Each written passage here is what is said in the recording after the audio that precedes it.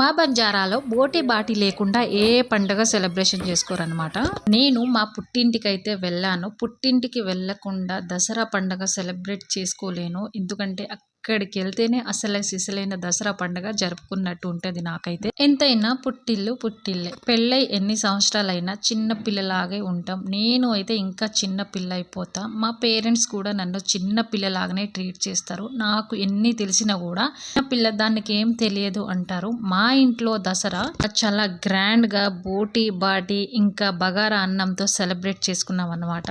అసలే మాది చాలా పెద్ద ఫ్యామిలీ, 5 ఫ్యామిలీస్ అనమాట. ఉమ్మడి కుటుంబం. అందరితో కలిసి దసరా పండుగ సెలబ్రేట్ చేసుకుంటే ఎట్లుంటది, ధూమ్ధామ్ ఉంటది కదా. నేను మా ఇంట్లో స్పెషల్ గా కుక్ చేశాను అనమాట, బగారా అన్నం ఇంకా మటన్ కర్రీ. నేను చేసిన వంటలు మా అమ్మకి మా నాన్నకి చాలా సూపర్గా నచ్చినాయి. ఎందుకంటే కట్టెల పొయ్యి మీద వండితే టేస్ట్ వేరే లెవెల్ వస్తుంది. సబ్స్క్రైబ్ చేసుకో.